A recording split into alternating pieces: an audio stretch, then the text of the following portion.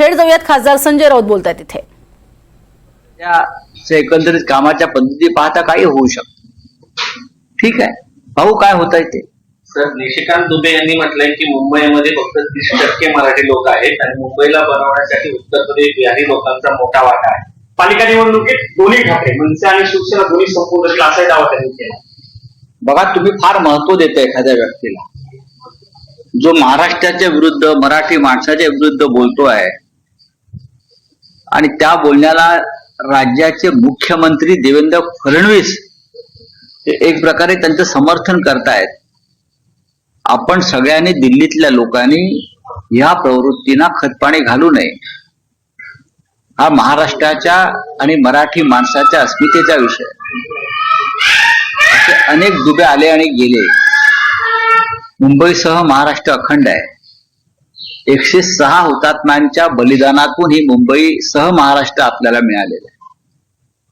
आणि ते 106 हुतात्म्यात दुबे चौबे मिश्रा नाहीत, बरं का. हे या निशिकांत दुबे यांनी समजून घेतलं पाहिजे. छातीचा कोट करून महाराष्ट्र लढला, मराठी माणूस लढला, गिरणी कामगार लढला, तेव्हा ही मुंबई मराठी माणसाला मिळाली. आता ते म्हणतात की कोणाच्या घामातून, श्रमातून तुम्ही ते पैसे कमवायला आलात. तुम्ही घाम गळायला आलात म्हणजे तुम्ही मुंबई ओरबडायला आलात. तुमच्या राज्यामध्ये नोकऱ्या, उद्योग, धंदे नसल्यामुळे तुम्ही मुंबईत आलात. नाहीतर तुम्ही कशा करताय? आपण इकडला पैसा मुंबईच्या बाहेरच घेऊन चाललात, आपल्या राज्यातच घेऊन चाललेला. हे दुबेला कळायला पाहिजे. मराठी माणसाच्या पोटावर आपण मारून ही मुंबई तुम्ही लुटत आहात, हे सुद्धा तेवढंच खरं आहे ना. आपण काय मुंबईचं फार मोठं भव्य अशी मुंबई निर्माण करण्यासाठी ते आला नाहीत ना.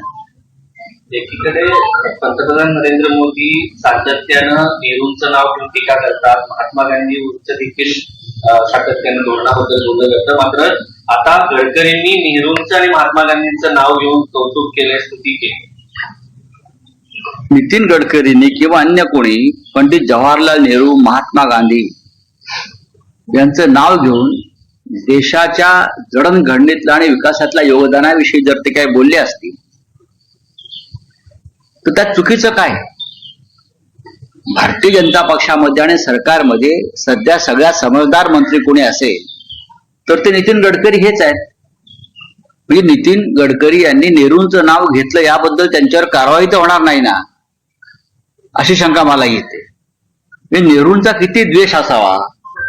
आमच्या मुंबईमध्ये मेट्रो रेल्वे स्टेशन आहे, ते कुठे आहे? त्यांनी म्हटलंय बघा ना, विज्ञान केंद्र, सायन्स सेंटर. मुळात ते नेहरू सायन्स सेंटर आहे, पण नेहरू काढलं नाव.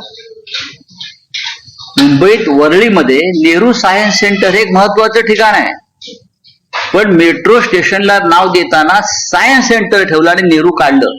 एवढा द्वेष जर कोणाच्या पोटात असेल तर त्या देशावर राज्य करायला लायक नाही. बोरिवलीच्या मेट्रो स्टेशन मध्ये संजय गांधी राष्ट्रीय उद्यान आहे. अख्ख्या मुंबई महाराष्ट्राला ते संजय गांधी राष्ट्रीय उद्यान म्हणून माहिती आहे. पण तिकडल्या मेट्रो स्टेशनला नाव देताना त्यांनी राष्ट्रीय उद्यान म्हटलं, संजय गांधी राष्ट्रीय उद्यान म्हटलं नाही. हे या देशाचं दुर्दैव आहे की इतकं द्वेषपूर्ण पद्धतीनं काम करणारे राज्यकर्ते या आम्हाला देशाला लाभलेले आहेत. नेहरूंचं नाव तुम्ही काढता, जी नेहरू सेंटर नावाने, नेहरू सायन्स सेंटर नावानं प्रसिद्ध आहे ती जागा, तिकडे तुम्ही नेहरू काढताय आणि सायन्स सेंटर टाकताय. टाका ना नेहरू. नेहरून तुमचं काय बिघडवलं? तुम्ही नेहरूच खाताय ना. त्याच्यामुळे नितीन गडकरी साहेबांनी नेहरू गांधींचं योगदान जर मान्य केलं असेल तर मी त्यांचं अभिनंदन करतो आणि त्यांच्या समजदारीला सलाम करतो. सर, तिसऱ्या आठवड्यामध्ये डिनर डिप्लोमसी म्हणतात इंडिया आघाडीची. उद्धव ठाकरे येणार आहेत का आणि डिनर डिप्लोमसीमध्ये कोणकोणते विषय चर्चेले जाणार आहेत? इंडिया आघाडीची बैठक 7 तारखेला आहे, संध्याकाळी 7 वाजता. राहुल गांधी त्या बैठकीचे निमंत्रित आहेत. त्यांनी सगळ्यांना स्वतः फोन करून या बैठकीचं निमंत्रण दिलेलं आहे. माननीय उद्धव ठाकरे यांच्याशी सुद्धा राहुल गांधींची चर्चा झाली, किमान 3 ते 4 वेळा चर्चा केली आणि आग्रह केला की आपण दिल्लीमध्ये येणं आवश्यक आहे. शिवसेना पक्षप्रमुख उद्धव ठाकरे हे 6 तारखेला दुपारनंतर दिल्लीमध्ये येतील आणि 8 तारखेपर्यंत ते दिल्लीमध्ये आहे. 7 तारखेच्या बैठकीला उपस्थित राहतील. त्यांच्या काही गाठीभेटी ठरवू शकतात. 7 तारखेला दुपारी 12:30 वाजता ते संसद भवनातील शिवसेनेच्या पक्ष कार्यालयाला भेट देतील. काही संघटना ज्या आहेत कामगार संघटना त्या कोर्टात जात आहेत.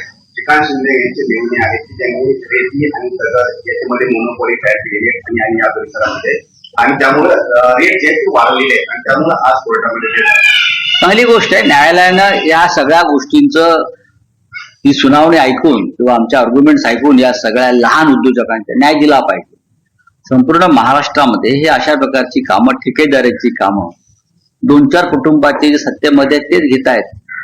आता तुम्ही रेती, वाळू, माती आणि दगडी सोडायला तयार नाही. तुमचा एक माणूस अमित साळुंके याला झारखंड पोलीस का घेऊन गेले? झारखंड पोलीस का घेऊन गेले ह्याचा जरा शिंदे कुटुंबाने विचार केला पाहिजे. सर एफआईआर को लेकर 7 अगस्त को क्या धनंजय मुंडे एफआईआर को लेकर 7 अगस्त को फिर से इंडिया ब्लॉक की मीटिंग है, क्या कहना चाहेंगे? देखिए SIR देखिए 7 तारीख को इंडिया ब्लॉक की मीटिंग है और राहुल गांधी जी इस मीटिंग के निमंत्रक हैं. राहुल गांधी जी ने सबको खुद फोन करके निमंत्रण दिया है. उसमें उद्धव ठाकरे जी भी है. तो उद्धव ठाकरे जी दिल्ली में उस बैठक के लिए आएंगे. 7 तारीख की जो बैठक है, उद्धव जी 6 तारीख को दिल्ली में आएंगे और 8 तारीख तक दिल्ली में रहेंगे. मीटिंग में भी शामिल होंगे, सबसे मिलेंगे. संसद भवन में हमारा जो पार्टी का नया कार्यालय बना है वहां भी जाएंगे और दिल्ली में जो प्रमुख नेता है उनसे मिलने की हम कोशिश करेंगे. किन सब बातों पे चर्चा होगी सर? किन सब बातों पे चर्चा होगी मीटिंग में? बहुत सी बातें हैं ना. सबसे बड़ा तो SIR है, ऑपरेशन सिंदूर है, ट्रम्प का टेरिफ है, देश की स्थिति है, वाइस प्रेसिडेंट के चुनाव को लेकर सभी बातें एजेंडे पे है. हम सब पर बात